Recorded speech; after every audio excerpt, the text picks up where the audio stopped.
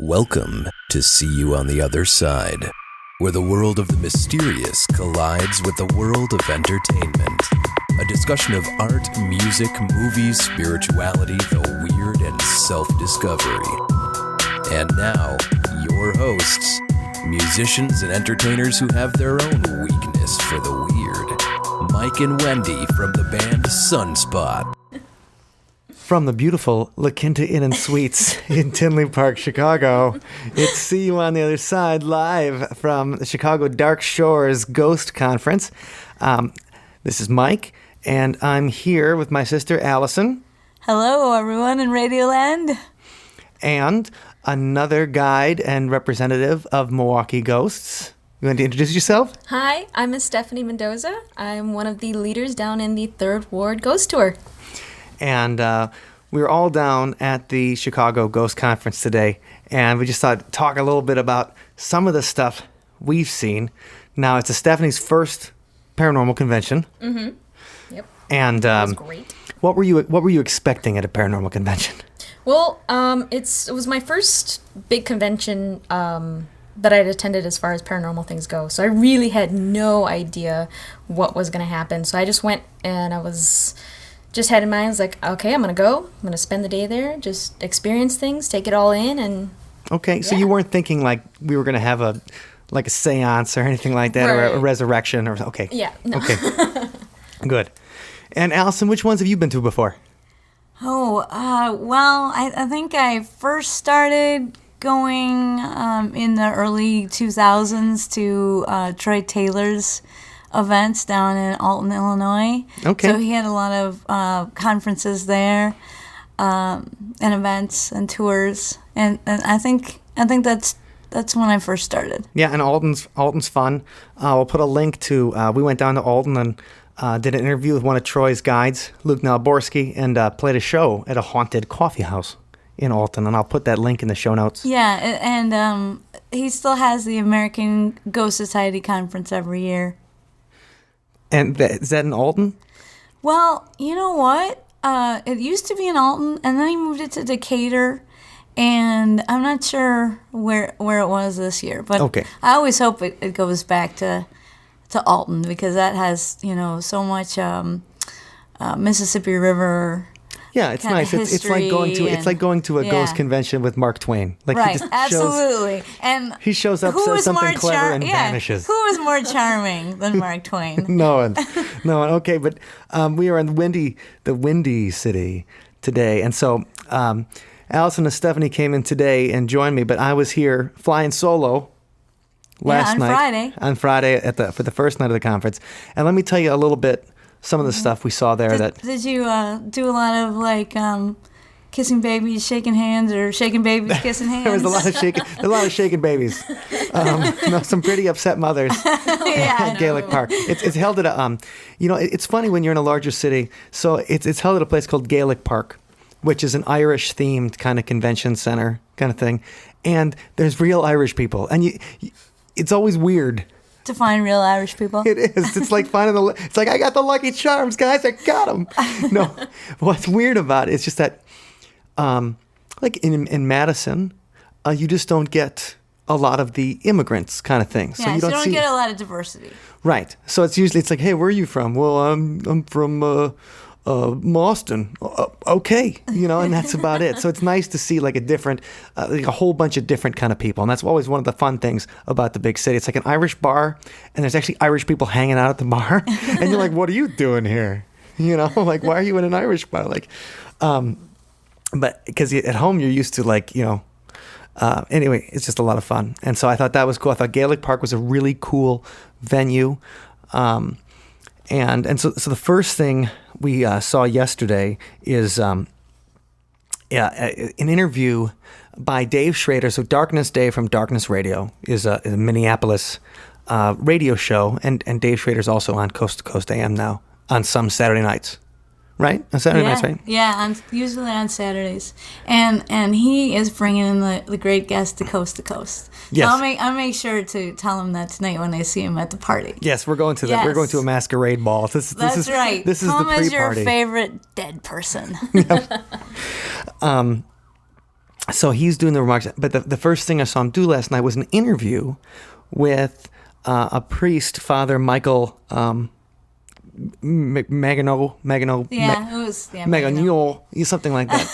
And I butcher his name. Sorry, Father.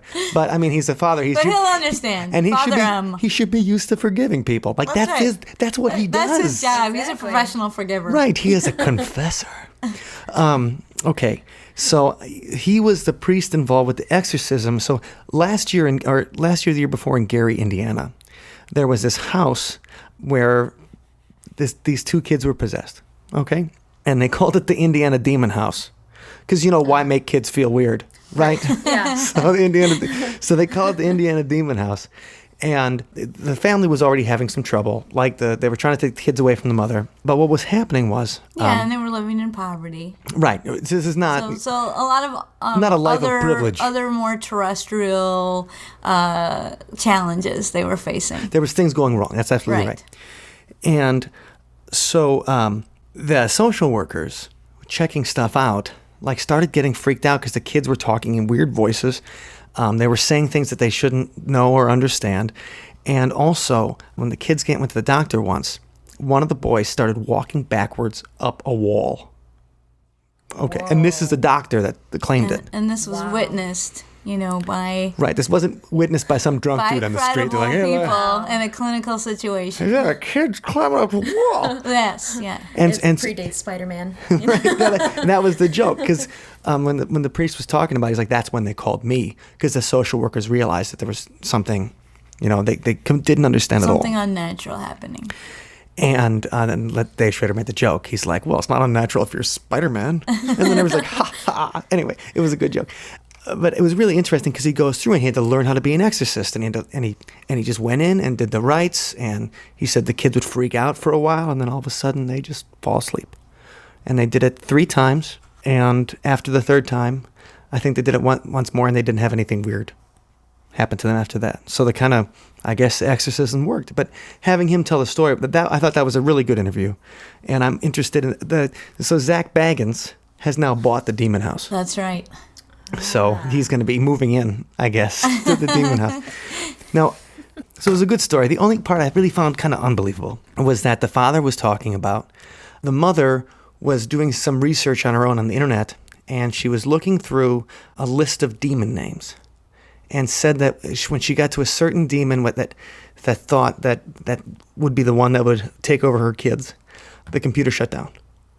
And so she rebooted the computer, went back, and did it, looked again, and the computer shut down. And so then, okay, well, that's just what she says. What does the priest say? The priest's like, I couldn't get the thing to print. So he tried to do it himself, and he couldn't get the list of demon names to print. I guess he shouldn't use the archdiocese Mac or whatever. It's so evil, it can't even come out of the church's printer. Well, you could still write the name down, right? With a pen and paper, maybe. Well, right, but he finally figured it out. He said after 10 tries, it finally worked. And I'm like, okay, you really wore that demon down with your computer skills, Father. But what he wouldn't say the name. Yeah. Because it's like in The Exorcist, it's like Pazuzu or whatever. That's not unusual, though. I mean, you don't want to. Well, people who are of that faith, often consider that if you say a demon's name, you give it power, or you call it in. Well, there's also another aspect of it where when a priest is in the middle of an exorcism, they sometimes demand that the demon name him or herself, so that they also have power over that demon and therefore are able to cast that spirit out of said person's body. So it's one of those double-edged swords where you can give the demon power by acknowledging its existence, but at the same time, it gives you that opportunity to kind of take hold and kick it out. Sure, because if you can name something, then you can. That's to get the pop culture side in here. There's a great book series by a Wisconsin author named Patrick Rothfuss, and the first book is called The Name of the Wind, and there's a magic school. Not like Harry Potter, because this is way better than Harry Potter. But learning the name of the wind means you can manipulate things and stuff like that. So names are very powerful. They are. It's just in magical thought. circles. So, in magical thought circles. so Right. I can understand why he wouldn't want to give that out. Well, I wanted to look it up. I'm like, let's see a I picture or know. something like that. Like, is it See, that's how it gets you, though. right? You're Like, like, all of a I sudden, gotta know which one it is. Like the And then- claw comes through the phone. You had to know. It's like curiosity killed the mic. Right? It's just just Google. It's just Google. Google will never hurt you. Right? No, they'll It's your just friend. yeah until they spy on you. That's right. Okay. So that was great. There was also a little documentary on Bachelor's Grove, which is a cemetery here in Chicago. And it's right across the street from Gaelic Park, the convention center. And it has a ton of stories in it. It's a graveyard. It's also, everything in Chicago is related to the mafia. Yeah. So it, Yeah. it supposedly has a violent history in historical fact, and also in legend is known for, numerous ghost stories of many varieties. There's a famous ghost picture from Bachelor's Grove, and that we'll link to that. And they discussed that. There was the woman who took the picture was also there last night, and they had a little interview with her. So they had a little documentary about Bachelor's Grove, the Shadow Hunters group. And okay, so when they were trying to talk to the ghost, they were using this thing called like an EMP box. And I hadn't heard of it before or anything. But it's like something that supposedly can detect very small changes in an electromagnetic field. So is that like a geophone, or I think that's another name. We're out of my Yeah, sorry. we're out of my league here. Like, is it a guitar? I know about those. So what happening was they were asking this thing. They're like, "Is there a spirit here?" and stuff. And all of a sudden, they were like it was talking back to them. And they had a motion detector with them too. And so they would say like, "Okay, if you're here, try to trip the motion detector." And then like 10 seconds later, it would trip the motion detector. And so I thought it was a pretty interesting documentary, and I think they're going to have it on YouTube or whatever. But I think what got me on it was how many times did they ask it and it didn't say anything? You know what I mean? Like, okay, talk to me. Okay, well, let's try it again. If you're here, say something. Nothing. Like, was there 2 hours of that and then just one time or several times? Like, it was pretty interesting. And they're all there and they're taking EVPs, and the EVPs are all saying stuff, So it's an interesting little documentary, and the team was there that took it, and I was part of it. And then the last thing was a presentation by Christopher Fleming from Dead Famous. And he kind of did a motivational speaker psychic thing, talking about how you have to kind of visualize stuff and you have to believe in yourself. And how different times in his life that he believed in things, and he said he's been seeing spirits since he's been 5 years old. So anyway, I'm trying to get Chris on the phone. I talked to him about doing an interview because he's got a paranormal event coming in Chicago where they're having a haunted house at an actual haunted house. Oh, that's awesome. Yeah, and so he's going to... Double whammy. Yeah, it's a double whammy. Like, it's supposed to be scary, and then it's supposed to be scary. Yeah. That's right. like fake no, scary. we really mean it. Fake scary and real scary. So we're going to talk about that. All right, so today, you guys get there. Tell me a little bit about what we saw. I was just drinking Guinness the whole time. I'm not even, I haven't been paying attention. Well, we started out with Scott Greenwald from Paranormal Paparazzi, and I don't know much about him. He seemed like a pretty funny guy, but I came in near the end of the talk, and then We'll put a link to him because Scott Greenwald, Yeah. he was pretty funny. He made fun of me. yes, which you love. I was wearing a scarf, and he's like, "You, sir, you look like a musician." And I'm like, "Well, yeah." He's like, "You play guitar. I could tell by the calluses on your fingers." And then he said something rude, Untoward. untoward, non-PG, and it was pretty funny. Like, he's just a wild man. So I'd go see more of his stuff, and we'll link to Scott Greenwald in the show notes. Yeah, and then of course we saw Milwaukee's own T. Krulos, Yes. who was talking about his book Monster Hunters, and talked a lot about the haunts in Milwaukee, and gave me a lot of shout outs, actually. He did. He was So- like Allison because he was doing Haunted Milwaukee. You were right there. Right. And he got a bunch of his stories from you. Right, but it was So he still like nice. shot out. Like, what I wanted to do though was he's like, "Oh, Allison Jorlin from Milwaukee Ghost." I was thinking like, stand up and like No. run around and be like, "That's me, baby. Picture That's that! me. Picture that! Take my tour, yo. Take it. Take my tour." Take my tour, yo, take my tour. If I would have gotten there sooner, I would have been like, this lady right here. Yeah, I that's was, right. I was like, shrinking down in my seat. Uh-oh, I'm coming here incommunicado. And so T, we interviewed T not only for the Milwaukee Paranormal Conference, but also on his book Real Life Superheroes, and that's episode Heroes in the Night. 25. Yeah, Heroes in the Night, the stories of the real life superhero movement. And so we'll link to that in the show notes too, because T's a super nice guy and funny, and he put on a great presentation today. And it's always good to see Haunted Milwaukee anywhere.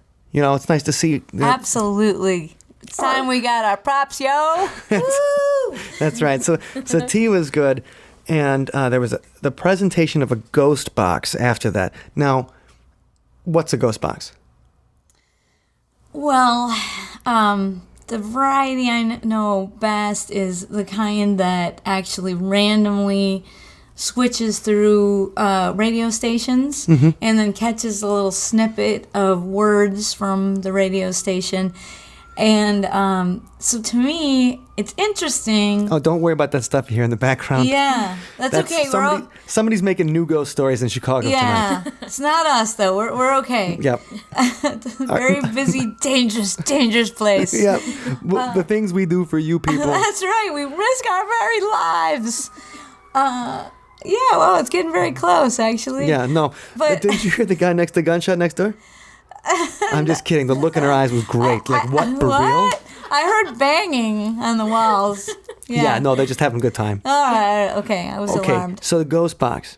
Now, this is a radio-like thing. Now, does it go through the radio stations, or does the ghost turn the radio stations? Is it like, not that song, this song? As far as my knowledge on the ghost box is that it randomly switches, kind of like an iPod on shuffle. Okay. And it just kind of goes constantly through these radio stations, so it doesn't have enough time for you to actually hear like a full sentence or word that someone might be broadcasting. It also has that ability to go through white noise, so that snowy channel you see on your TV where you get nothing but that shh. It also gets that, and if the spirit can manifest itself well enough, it can actually pick and throw out words in the middle of this white noise, which is nothing. Okay.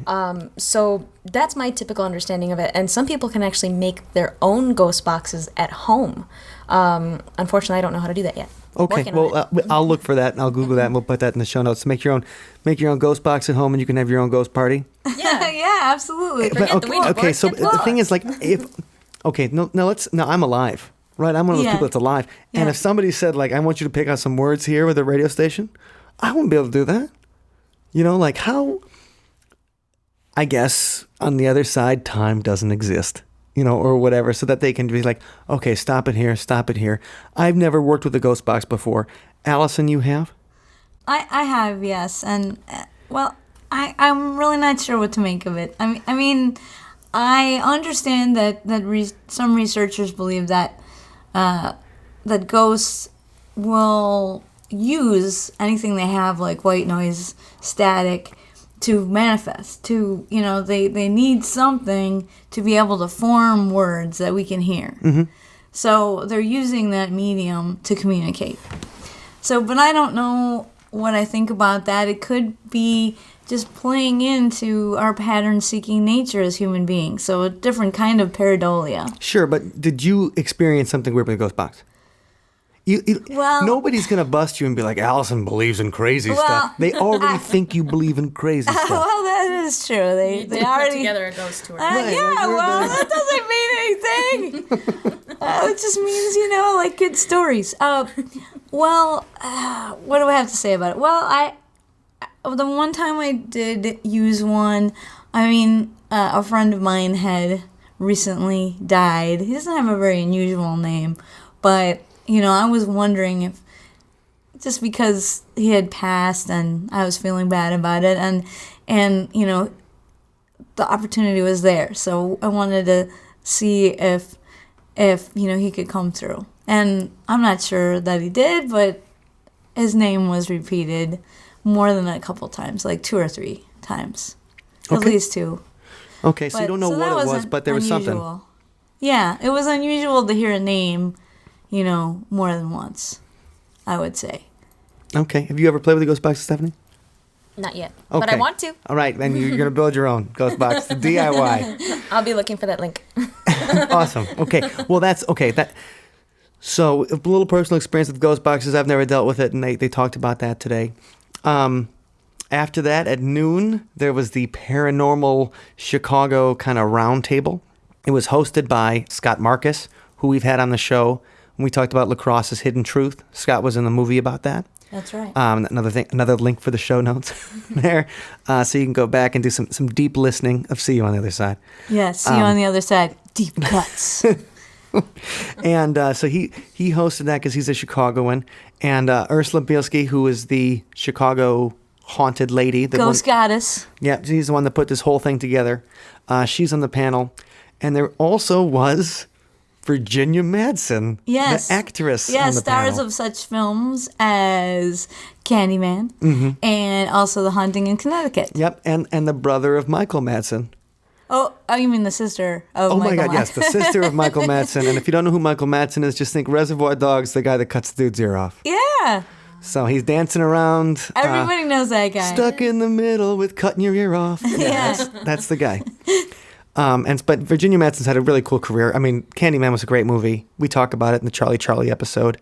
We talk about Bloody Mary and the different kinds of media and pop culture that have been inspired by these games we used to play as kids, like Bloody Mary or Stiff as a Feather and Light as a Board. Yeah, folklore. Yeah, Light as a Feather, Stiff as a Board. That was a classic. Yeah.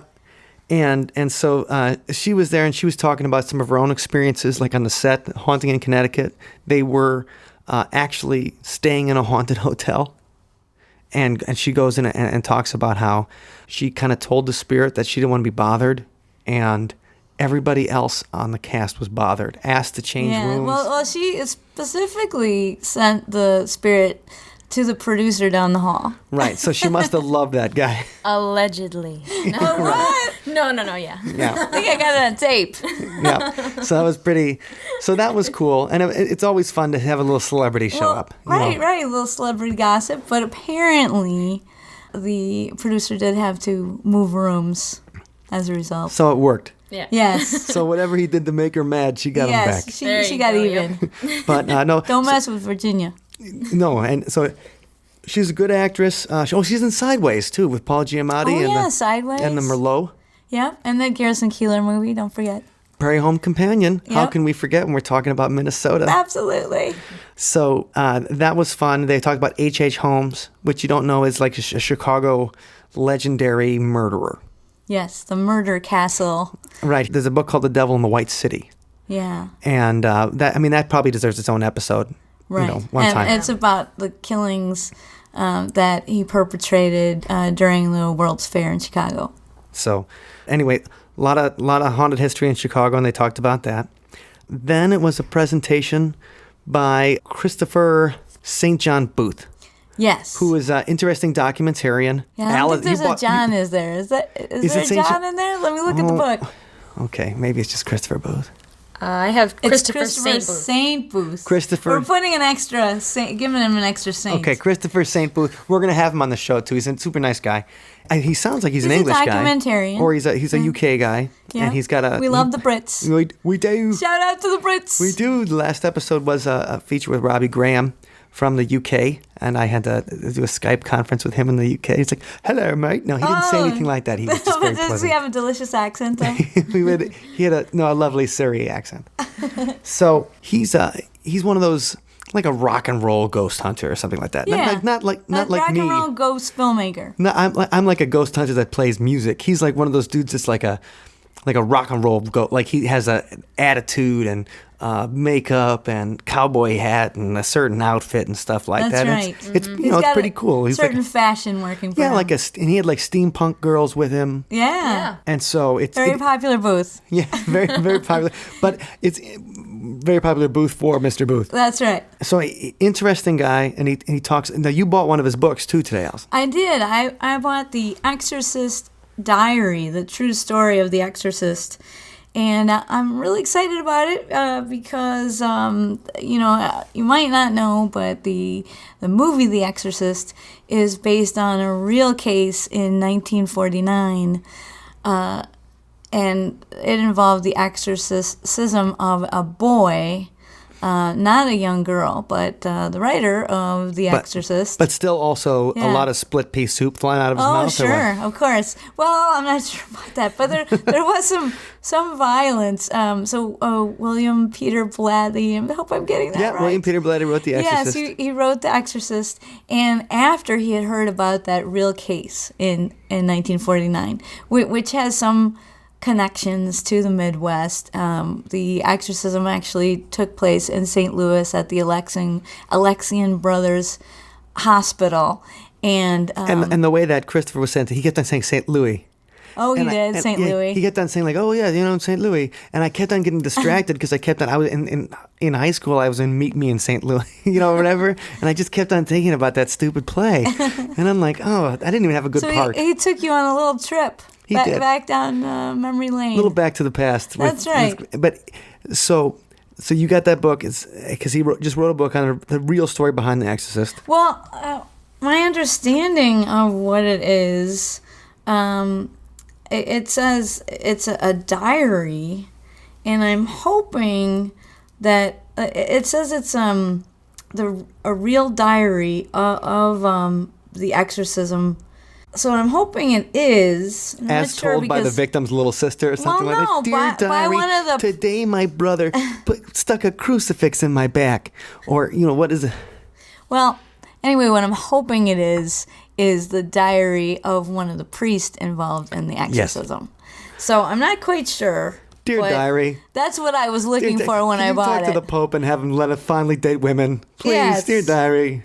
So, that's what I'm hoping it is. And I think, I'm looking through it right now. Yeah, it does very much look like a play-by-play of The Exorcism. Okay, cool. And one of the things that happened was, this young boy was actually in a bed at the Alexian Brothers Hospital, and he was being prayed over by a priest.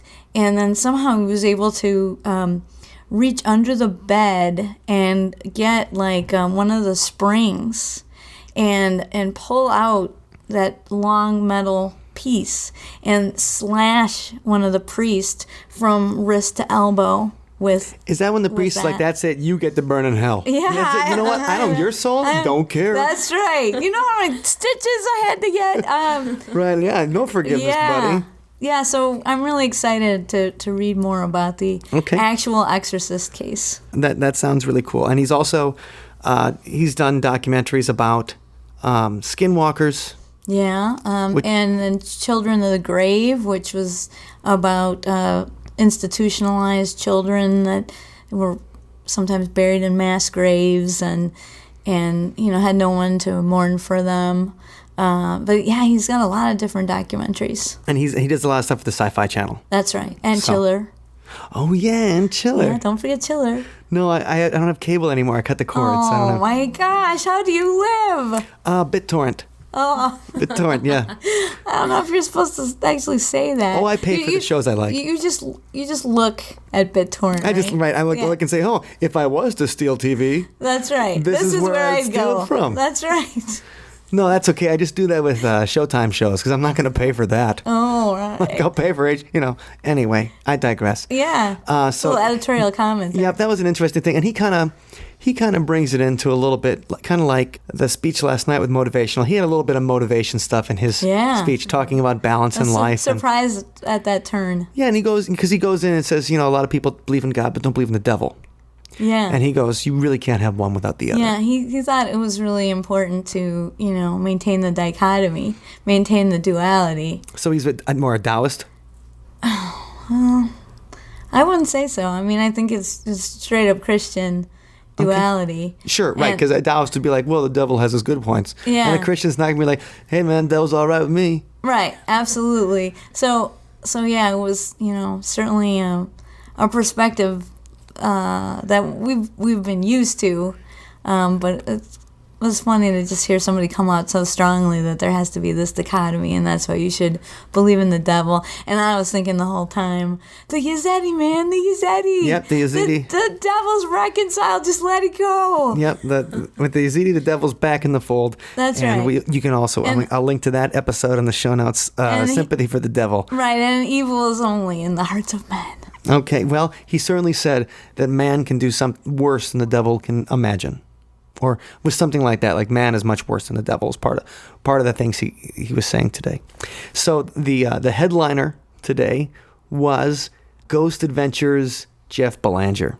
Yes. And you should have seen what a fangirl Allison was. God. I thought Come it was on. David Cassidy, and you were like the Partridge Family. Like, Okay, come on, just stop. you were Look, like, I oh have my a God, letter. like Justin Bieber, I love you. Oh, Yeah, you were. He's the you were- paranormal world equivalent, I guess. Pretty much. She's a Belanger, not a believer. Is that the thing? Anyway, he I had have a lot of respect for him. Come Absolutely. on, He's- you gotta admit that presentation was killer. I have a ton of Yeah. respect for. I think he's was a brilliant presentation. I think he definitely does his research.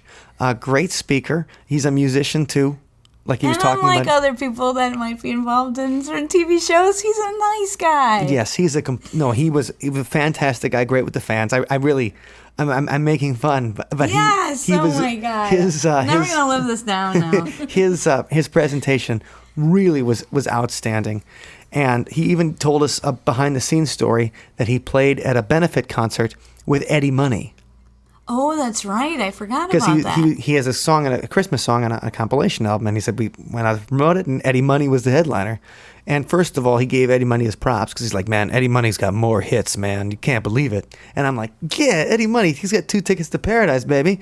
Or he's just like Ronnie said, be my little baby. Yeah, take me home tonight. Take me home tonight. Take me home. Oh, it's too bad Wendy's not here. She loves that song. So anyway, but he said that he played a show with Eddie Money, and Eddie Money looks like a homeless guy. Oh, that made me so sad. to He hear just said that Eddie Money. Well, you guys have seen the Osbournes, right? Yeah. See Ozzy, Sharon, where am I? Oh my God, Sharon. Well, he help has me. Sharon though. Right. Who does Eddie have? Who does Eddie Come have? on. Is there a Mrs. Money? I Where's mean- Ronnie? Is Ronnie going to be his little baby and take care of him? Yeah, I don't know. I think Ozzy's fine because Sharon will whip him in the shade. Yes, but it just made it. He said, but he was able to go up there and put on the concert and stuff. But he said, just you wouldn't expect to see Eddie Money like that. And I don't mean to call out Eddie Money on the podcast, but if he wants to come on here and defend himself, he is more than welcome. And I'll make him play a little acoustic. We love you, Eddie. We do. He's got some great songs. But anyway, so I was going to say, so Jeff Belanger, not only a great presentation, also a man that played with Eddie Money, had a story for us. What was your favorite part about Jeff's presentation today? Both of you guys. Not at the same time. Well, man, we laughed, we cried. She did cry near the end. Okay, it was emotional. He had a really emotional part in the presentation, and it was beautiful because it was about connecting people to loved ones that they had lost, and history that had been lost, and and it was really. I was like, wow, I want to be this guy. I mean, Yeah, because, oh yeah. because He's a rock star. He's a rock star. Because he embodies what I believe about ghost stories and how they can be used to remember people in a respectful way. Okay, that's great. I think my favorite part was the way he explained trying to explain to other people the concept of ghosts. Like, I can't bottle a ghost and show you the same way I can't bottle the wind and show you it exists. I think that's what he said. And I loved that idea because there are so many things around us that we acknowledge that exist but can't physically touch or put somewhere to explain to someone. And just his passion about, like what Allison said, is the stories that we continue to tell about these ghosts and passing them on because they are these delicate parts of our history. And they should be retold and remembered because they make up the community. That's cool. I liked his White House stuff. That Oh, he, yeah. that That he was went in there. He had awesome. some funny jokes about how the president is elected, so they're not background checked, drug tested, anything like that. Not you just, vetted, like. Right, vetted. Right. Like the people that work at the White House. Right. So the people that work at the White House, obviously have to go through the most extensive background checks on the planet. They have to, be drugged. They all screened, just really, really screened to be the most credible people they can be. And hearing a ghost story that he interviewed the guy, and then he's like, would you say you were a believer before? And the guy's like, no. He's like, would you say you're a believer now? And the guy's like, yeah. And he goes, that to me is a good ghost story. And that was really compelling to hear an actual witness account. Yes, I love it. I love when people that actually heard something or saw something tell it to us. Especially about seeing Abraham Lincoln in the White House. Yeah. After he passed. That was cool. Yeah, no, that'd be pretty exciting. And so that was an important part of the presentation, but he also has a children's book, which I bought for my classroom, called Who's Haunting the White House? And, another thing I like about Jeff is he understands that, there's younger people who are going to be interested in ghost stories. He presents these stories to them in an appropriate way.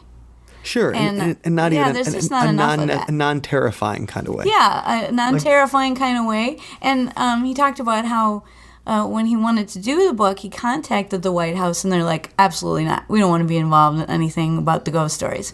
And then he didn't take no for an answer. In fact, he explained himself a little bit more and said, look, it's for kids, and it's a way to help them learn about the history. And I really feel that being a teacher and being a folklorist, that ghost stories really help the history go down, and they help it stick.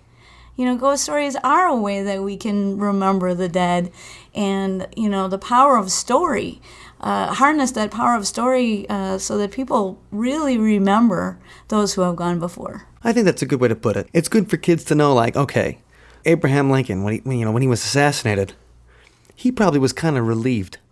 I mean, come on, the Civil War, he's got to go through all that. Mary Todd Lincoln is cuckoo for Cocoa Puffs. Oh, come on. So Abe was probably like, he's at the Ford Theater or whatever. He's like, oh, take me now. Like, thank God, John Wilkes Booth. Anyway, I don't, obviously not. But it was a great story, great presentation. And, thank you for joining me, guys. Yeah, thank you. And we're awesome. going to come back tomorrow, and I'll give you guys some updates from day 3.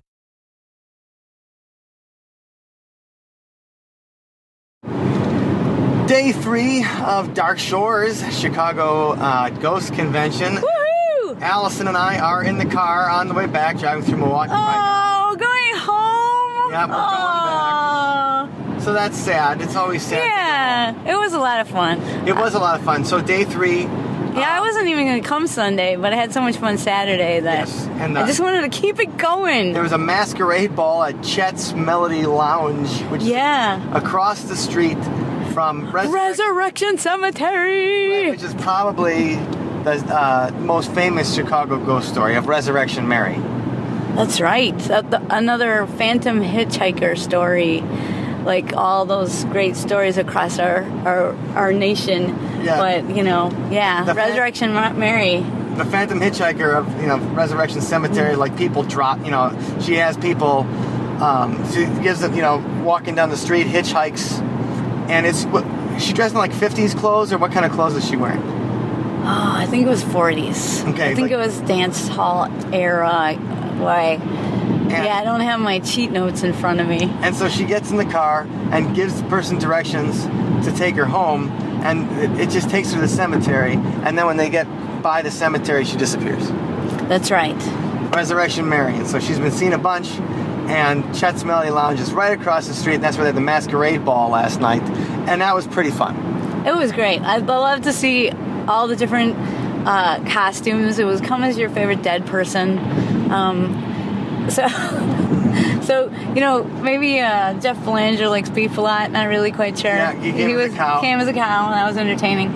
And we saw Beetlejuice there. Beetlejuice was that was my favorite costume. We saw people from Fox Valley, an investigative team there. Yes, the Collaborative Paranormal Yes, Society. And they were dressed as the great Chicago circus trainers. Yeah, so they had various victims who were represented. Yeah, no, So it was fun, karaoke, and everybody did the time warp. I sang a couple of songs. I couldn't Yeah. get Allison to go up there and sing. Yeah, I was a little bit of a shy But wallflower. we'll get her. We'll get her one of these days. It takes me a while to warm up. I almost did it after Eddie. Shout out to Eddie. Yeah. Did La Bamba. He's Oh a my great person, God! That's It was fun. so. It just really like warmed me right up. It had cleared out a lot by Oh, then. yeah, by and you could talk more and still sing. So I wish we actually ended up closing it down. Yeah, Which I never, ever do. But it was fun. It was a good time. And then today it was, woke up 7 hours later or 6 hours later and then went right to the conference for the final day. And so who did we see today? There was the first person was talking about, it was Dale Kaczmarek. Yeah, Dale Kaczmarek did an incredible job. His investigative group is in its 38th year. Yeah, so his has been around since as long as I've been alive. Right, the Ghost Research Society. So that was really good. Yeah, he has good EVPs. Yeah, EVPs, video clips, even one from the Brumner Mansion. In Milwaukee, That's right. And so he had a really well researched slideshow. And so that was interesting. And then after that was a guy from JewishGhosts.com, a rabbi from Green Bay. Right, Rabbi Sid. Rabbi Sid came in and talked about the Dybbuk. Yeah, and the Dybbuk box. And the Dybbuk is not really a devil or a demon or anything, but it's a kind of a spirit that attaches itself to you.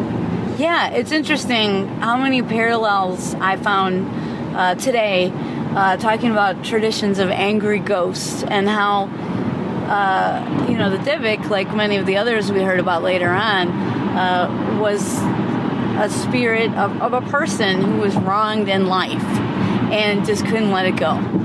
Yeah, mad. And so after JewishGhost.com, they had an anthropologist come up. Oh, one more thing about sure. the Jewish ghost. I took a few notes. It was super interesting. The thing about the Dybbuk is that the name Dybbuk, or the word Dybbuk, means that which adheres. Again, parallels to Buddhism in this idea of attachment, that these spirits are so wronged in life and then they just can't let it go, and then they attach to a person or to an artifact, as in the case of the Dybbuk box, and there's lots of information on that case online. So, and there's even been a movie, Hollywood Eyes version, of course, but we can still link to that in the show notes. Oh, yeah. And so JewishGhost.com was interesting. Yeah. And then an anthropologist came up and talked about a couple of different cultures and ghosts in those cultures, including like Kung of South Africa. They have they're the ones that make the clicking noises. I love the clickers. Oh my gosh, that's my favorite. And if you ever see The Gods Must Be Crazy, that's the people represented in The Gods Must Be Crazy, which is a great movie a great comedy from the 80s about a Coke bottle falling from the sky and totally screwing up this life of a Kung tribe. Tribesman, yes.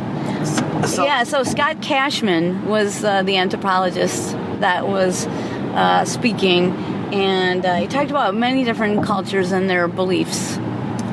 So he talked about them. He talked about the Vietnamese, and he also talked about the people of East Timor. Yes, East Timor. That's right.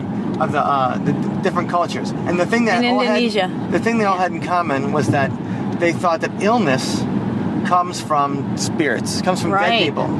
So illness comes from dead people, and then also dead people are angry about being dead, and that's why they want to screw with you. And that they're ancestral ghosts. So it's not.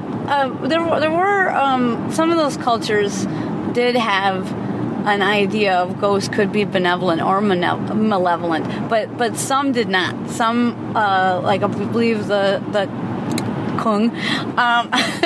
That's right. More clicks. We need more clicks in our language. I would love some clicks. Just saying.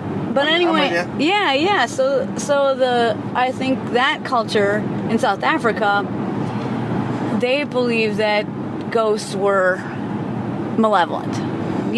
That's just what happens to you when you die. That you're lonely, you're angry about being dead, you're upset about something that your family member did, and you want them to join you in the afterlife so that you can yell at them. So you make them sick. Yes. And it's because you want them to join you in the hereafter. Yeah, so that was interesting. What a revelation. I thought, yeah. And after him was, I think, the final presentation of the day, right? Well, don't forget Mary Marshall. Oh, she was yeah, in there too. The Paranormal MD. And also don't forget Scary Stories to Tell in the Dark. So Mary Marshall also presented during the day. And she's she's a medical doctor. I believe so. Yeah, MD. MD right? means medical doctor, and she does paranormal stuff. Yeah, she was talking about quantum physics and how it might relate to the paranormal. So that was very mind expanding, and she had some great slides with just really fun optical illusions. Yeah. That really brought the presentation alive. And then there was a trailer for a film that's about halfway through production now. It's a documentary about the book series called Scary Stories to Tell in the Dark. Now, I think I'd heard of it, but I was too old by the time it came out. Yeah, and I'm a teacher, so I have seen the books, but I wasn't that interested in them because, sure, I like horror fiction in, like TV and movies, but I don't really read horror fiction. I read horror fact. I'm interested in nonfiction having to do with the paranormal, not made up stories. But the interesting thing was that, the books also will source the material to folklore or to urban legends, haunted history, and put them in this social context. So now I wanna read a little bit of Scary Stories to tell in the dark and see what it's all about. Yeah, I mean, I'd really be excited to talk to him more because he was talking about how it's really been like the series has been arguably the most banned book of all time, and I hate the idea of banning books and stuff like that, but probably why it's banned is that because the kids read it, scares the crap out of them, and then and the parents get mad. The parents oh God, don't have this book in the library because it's gonna scare my kid too much. Yeah, so it was really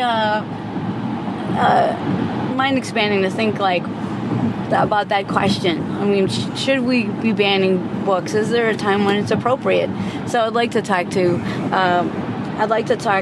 the person that was there promoting the movie Kobe Merrick some more about that. Okay. In the future, we can do that. And then the last presentation was by one of Ursula from Chicago Ghosts tour guides, Clarence, about the serial killer history of Chicago. Yeah, and that was really well researched. Yeah, really deep. And wonderful historical pictures. There was more on H.H. Holmes and his murder castle. Right. We mentioned the Devil in the White City yesterday. There was a woman who had killed a bunch of her husbands and lovers and stuff like that. Who built the rural equivalent to the murder castle. It was more of the murder barn that she built. Right, but still, that was terrifying. And what I thought was interesting was he classified serial killers into 3 different kinds. So there's serial killers in the late 19th century up until 1950.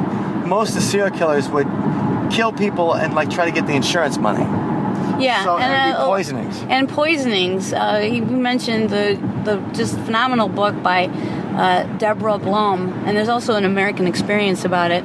If you love public television like I do, and so definitely that book talks about the modern forensics age and how that came about to foil the plans of these poisoners who were getting away with murder literally just left and right in the 1800s.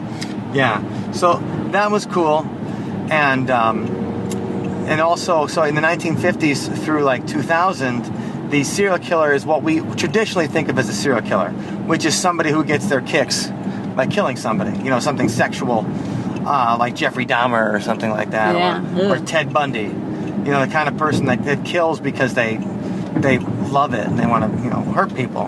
And then the third type of serial killer would be someone that kills for political motivation, like the. Remember in Washington, D.C. and Maryland a couple of years back, or it was probably 13 years ago now, when I was working at the TV station, was when it was really going. In 2001, the sniper. Yes, or what about Ted Kaczynski in the mail bombing? Yeah, so I was interested that he classified. I never thought of there were different. You know, I always thought different types of serial killers. But and the anthrax in the mail. We forgot about that. Yeah, but that you could kind of classify it there. So we left when that last presentation was almost over because it was time to head back. And that's right. Head back. So anyway, Allison. So what was your final thing? Thoughts on the conference? Well, I just thought it was a fascinating opportunity to meet a lot of people who, really have put a lot of themselves into haunted history and have done some incredible work and research, and to just learn from them. I thought that was the highlight for me. Yeah, and I really enjoyed meeting all the people, and all the people interested in the paranormal. I love it when it's all weird people in a place at once. That's, to me, that is very... It was like Weirdo Christmas. It is. It's very exciting to meet all those interesting kind of people. And I had fun last night when everybody let loose at the masquerade ball. That's my kind of... it's a little more my kind of party. And it had a good feeling and nice people. And I can't wait to come back next year. Aw, doesn't that sound like fun? This is Wendy. Unfortunately, I was unable to attend the Dark Shores convention, but I'd like to thank Mike, Allison, and Stephanie for doing a fine job of covering the event and really making me feel like I wish that I would have been there because I missed out on a lot. But there's always 2016, so I'll look forward to that. Since the event took place in Chicago, this week's song is inspired by the infamous murderer and serial killer, H.H. Holmes. It's written from the perspective of the man himself, so try to imagine him singing this. The song is called Murder Castle. Murder Castle. H.H. Holmes. Murder Castle. H.H. Holmes. I'm gonna build a hotel right by the World's Fair. I'm gonna lure you into my evil secret lair. You're in my little maze trying to run away, but you can't get away. You're in my little maze trying to run away, but you can't get away. In my Murder Castle. H.H. Holmes. Murder Castle. H.H. Holmes. It's just a little drugstore, and we're hiring, come apply. You even get some life insurance, and I'll collect it when you die. I'll be right back to move an inch, baby. I see your eyes, a little sleepy, and I will be right back to move an inch, baby. I see your eyes, a little sleepy in my Murder Castle. H.H. Holmes.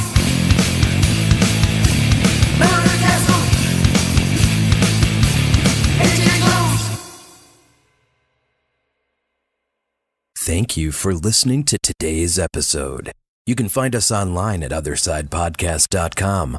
Until next time, see you on the other side. It's just Google. How do I turn it off?